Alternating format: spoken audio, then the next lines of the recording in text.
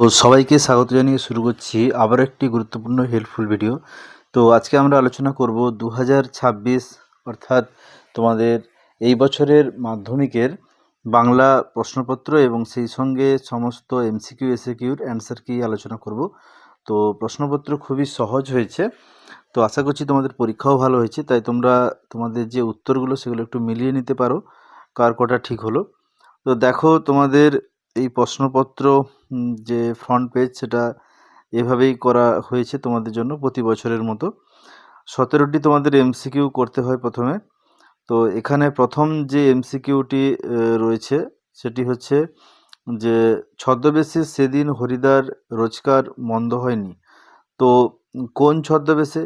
এখানে যে 4টি অপশান রয়েছে তার মধ্যে অপশান গ অর্থাৎ বাইজি ছদ্মবেশে, এটি কিন্তু সঠিক হবে। এরপরে রয়েছে আমি বাবু ভারী ধর্মভীরু মানুষ। ধর্মভীরু মানুষটিকে না, এখানে ধর্মভীরু মানুষটি হচ্ছে অপশান খ গিরিশ মহাপাত্র।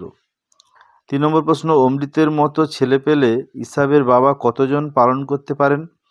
না, এটা সঠিক উত্তর হবে অপশান ঘ 21 জনকে তিনি পালন করতে পারেন। এরপরে 4 নম্বর প্রশ্ন, আমাদের ডান পাশে ধস। আমাদের বাঁয়ে কি? না, আমাদের বাঁয়ে হচ্ছে গিরিখাত, অপশান খ সঠিক উত্তর। এরপরে আমরা দেখব 5 নম্বর প্রশ্ন। 5 নম্বর প্রশ্ন বলা হচ্ছে প্রলয়লাস কবিতাটির উৎস। এই কবিতার উৎস হচ্ছে অপশান ক অগ্নি বীণা।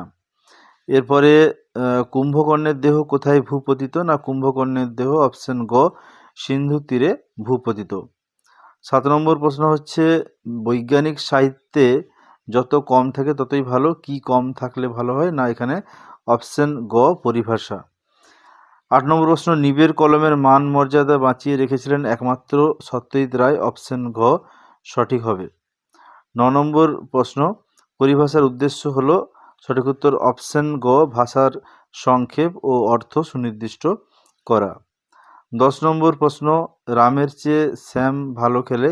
তো এখানে সঠিক উত্তর হবে অপশান ক অপাদান কারক, কারণ এখানে চেয়ে রয়েছে, হইতে থেকে চেয়ে অপেক্ষা এটা হলে কিন্তু অপাদান কারক হয়, তাই এটা অপশান ক অপাদান কারক হবে। এরপরে 1-এর 11 প্রশ্ন, বাক্যে কর্তা ও ক্রিয়া যদি একই ধাতু থেকে নিষ্পন্ন হয় তবে সেই কর্তাকে কেমন কর্তা বলে? না, সেই কর্তাকে সমধাতুজ কর্তা বলে, তাই অপশান গ সঠিক। যে সমাসের সাধারণ নিয়মে ব্যাসবাক্য হয় না কিংবা ব্যাসবাক্য নির্ণয় করতে গেলে অন্য পদের প্রয়োজন হয় সেই সমাসকে বলা হয় নিত্য সমাস, অপশান ঘ সঠিক। এরপরে ক্ষণস্থায়ী পদটির সমাস নির্ণয় করতে হবে। ক্ষণস্থায়ী পদটির সমাস হচ্ছে ব্যাপ্তি তৎপুরুষ, ক্ষণকাল ব্যাপিয়া স্থায়ী, তাই এটা অপশান গ ব্যাপ্তি তৎপুরুষ হবে। পরের প্রশ্ন, দুটি সরল বাক্য যখন সংযোজক অব্যয় দ্বারা যুক্ত হয় তখন তাকে কি বলা হয়? না, সেটাকে বলা হয় যৌগিক বাক্য, তাই অপশান খ এখানে সঠিক হবে। এরপরে 1-এর 15 প্রশ্ন, ফেলে আসা দিনগুলি আমার মনে পড়ে গেল বাক্যটি হলো, এটি একটি সরল বাক্যের উদাহরণ, তাই অপশান ক সঠিক হবে। যে বাচ্চে কর্মপ্রধান হয়ে ওঠে তাকে কি বলা হয়? না, যে বাচ্চে কর্মপ্রধান হয় তাকে কর্মবাচ্য বলে, তাই অপশান খ এখানে সঠিক হবে। এরপরে 1-এর 17, তোমার গল্প আমি ছাপিয়ে দেব, এটি কোন বাচ্যের উদাহরণ? না, এটি কর্তৃবাচ্যের উদাহরণ, তাই অপশান ক সঠিক।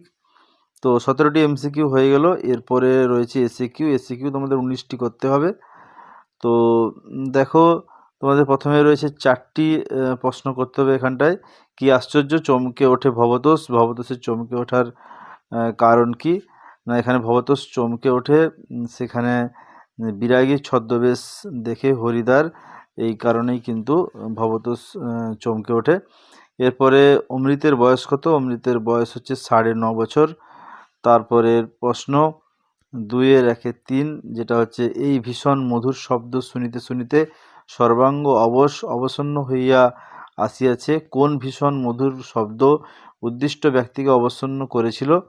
না, এটা হচ্ছে সেই নদের চাঁদ যে নদী দেখেছিল, সেই নদীর এখানে শব্দের কথা বলা হয়েছে এবং সেটা দেখে তার ভীষণ মধুর শব্দ নদের চাঁদকে অবসন্ন করে তুলেছিল, এটা লিখতে হবে। এরপরে 2-এর 1-এর 4, মুখ ফিরাইয়া হাসি গোপন করিল। হাসি গোপনের কারণ কি, এটা জানতে চাওয়া হয়েছে। হাসি গোপনের কারণ হচ্ছে অপূর্ব গিরিশ মহাপাত্রের যে বেশভূষা দেখেছিলেন সেই বেশভূষা দেখেই তিনি হেসেছিলেন এবং সেই হাসি তিনি গোপন করেছিলেন মুখ ফিরিয়ে। তারপরে সারা বাড়িতে শোরগোল পড়ে যায়। তো কি নিয়ে শোরগোল পড়ে যায় না, তপন একজন লেখক, সত্যিকারের লেখক হয়ে উঠেছে, তার লেখা ছাপা হয়েছে, তাই বাড়িতে শোরগোল পড়ে যায়। তো এরপরের 4টি করতে হবে আবার কবিতা থেকে, যেমন দণ্ডচারী।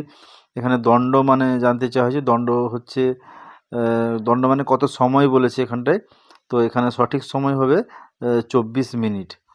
তারপরে বলা যে ক্ষমা করো, এই উক্তির মধ্য দিয়ে কবির কি মনের ভাব প্রকাশিত হয়েছে না, ক্ষমা করো বলতে সেই আফ্রিকার কথা এখানে বলা হয়েছে যে তাদেরকে যেন ক্ষমা করে দেওয়া হয় যারা এরকমভাবে আক্রমণ করেছে।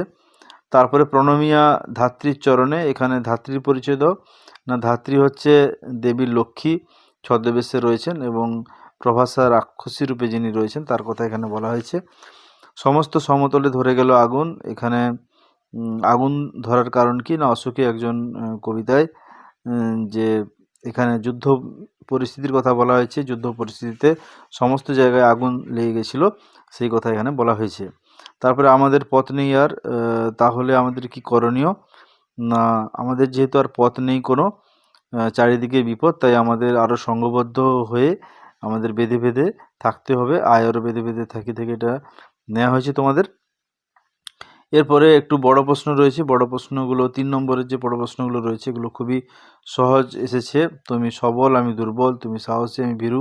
আশা করছি তোমরা এগুলো করেছো। যিনি কানে গুঁজে কলম গুঁজে দুনিয়া খোঁজেন তাকে কি বলে। তারপরে বিজ্ঞান চর্চার, এগুলোর উত্তর আমি আর বলছি না, এগুলো একটু বড় হবে, তাই এগুলো আশা করছি তোমরা করেছো। গ্রামারের উত্তরটা আমি বলে দিচ্ছি, দেখো তোমাদের 8টি এখানে ব্যাকরণ অংশ করতে হয়, তো এর উত্তরগুলো কী হবে বলে দিচ্ছি। যেমন অনুক্ত কর্তা কাকে বলে, তো এখানে যে কর্তা উক্ত নয় বা যে কর্তা প্রধান নয় তাকেই কিন্তু, অপ্রধান কর্তাকেই কিন্তু অনুক্ত কর্তা বলা হয়। তোমরা যে কোনো একটা উদাহরণ দিতে পারো, কর্মবাচ্যের যে কোনো উদাহরণ দিলেই হবে। অর্থাৎ রামের দ্বারা ভাত খাওয়া হয় বা রাম কর্তৃক এই চন্দ্র দৃশ্য হচ্ছে, এরকম ধরনের যে কোনো বাক্য কর্মবাচ্যের বলে যেটা কর্তা হবে তার নিচে আন্ডারলাইন করে দিলেই কিন্তু অনুক্ত কর্তার উদাহরণ হবে। এরপরে যে প্রশ্নটি রয়েছে, জনে জনে নিমন্ত্রণ করেছি, এখানে কি জাতীয় কর্ম বলেছে না, এটা জনে জনে যেহেতু রয়েছে এটা কিন্তু বিপসা কর্ম, অর্থাৎ কর্মে বিপসা। তারপরে আকাশবাণী যেটা রয়েছে সমাসবদ্ধ পদ করতে হবে, আকাশ হইতে বাণী, এরকম ব্যাসবাক্য করলে এটা কিন্তু অপাদান তৎপুরুষ হবে। এরপরে দ্বিগু সমাসের একটা উদাহরণ বলেছে, যে কোনো দ্বিগু সমাসের উদাহরণ তোমরা দিতে পারো, যেমন পঞ্চবটের সমাহার পঞ্চবটি, দ্বিগু সমাসের উদাহরণ যে কোনো একটা উদাহরণ দিবে। তারপরে অলপ সমাস কাকে বলে না, যে সমাসে কি হয় না, সমস্ত মান পদের যে বিভক্তিগুলো সমস্ত পদের লোপ পায় না তাকে অলপ সমাস বলা হয়। আশা করছি করেছো, যে কোনো একটা উদাহরণ দিয়ে দিলে হবে। তারপরে বাক্য নির্মাণের শর্ত বলেছে, বাক্য নির্মাণের শর্ত হচ্ছে আকাঙ্ক্ষা, যোগ্যতা, আসক্তি, এগুলো। তারপরে এখানে আরও কিছু গ্রামার রয়েছে, যেমন হয় বাংলা পড়ো নয় ইংরেজি পড়ো, এই যে দাগটা রয়েছে এটা যৌগিক বাক্যে পরিবর্তন করলে হবে বাংলা পড়ো অথবা ইংরেজি পড়ো, এরকম কিন্তু হবে। এরপরে আবেগসূচক বাক্যে যে কোনো একটা উদাহরণ তোমরা দিতে পারো, হায় হায় কি সর্বনাশ হয়ে গেল, এরকম তোমরা আবেগসূচক বাক্যের উদাহরণ দিতে পারো, যে কোনো উদাহরণ দিলেই হবে। তারপরে বাড়িতে খবর দিয়েছেন কর্মবাচ্যে রূপান্তর করলে হবে বাড়িতে খবর দেওয়া হয়েছে, এটাই কিন্তু কর্মবাচ্যে রূপান্তর হবে বাড়িতে খবর দেওয়া হয়েছে, হওয়া ক্রিয়া যুক্ত করতে হবে। এরপরে কর্মকর্তৃবাচ্যের একটি উদাহরণ, যে কোনো উদাহরণ দিতে পারো, শঙ্খ বাজে, বাঁশি বাজে, যে কোনো একটা উদাহরণ দিলেই কিন্তু হয়ে যাবে। তো ব্যাকরণ অংশ মোটামুটি সহজই পড়েছে, খুব সহজ। এরপরে বড় প্রশ্ন তোমাদের এখানে রয়েছে, 3 নম্বরের যে প্রশ্নগুলো এগুলো দেখছি খুবই সহজ সরল তোমাদের জন্য এসেছে। তারপরে 5 নম্বরের প্রশ্ন রয়েছে, তার চেয়ে দুঃখের কিছু নেই, তার চেয়ে অপমানের, এটাও তোমরা আশা করছি করেছো, জ্ঞানচক্ষু থেকে এটা পড়েছে। তারপরে এই জানোয়ারটাকে ওয়াচ করার দরকার নেই, এটাও কিন্তু খুব একটা সহজ প্রশ্ন। এখানে সেই জগদীশ বাবু, সেখানে গিরিশ মহাপাত্রের কথা এখানে বলা হয়েছে। তারপরে অস্ত্র ফেলো, অস্ত্র রাখো পায়ে, অস্ত্রের বিরুদ্ধে গান থেকে নেওয়া হয়েছে। এটাও খুব সহজ সরল প্রশ্ন। সে জানতো না আমি আর কখনো ফিরে আসবো না, এটাও অসুখী একজন কবিতা থেকে এটা নেওয়া হয়েছে। তো এইভাবে কিন্তু তোমাদের সমস্ত প্রশ্ন কিন্তু খুবই ভালো এসেছে।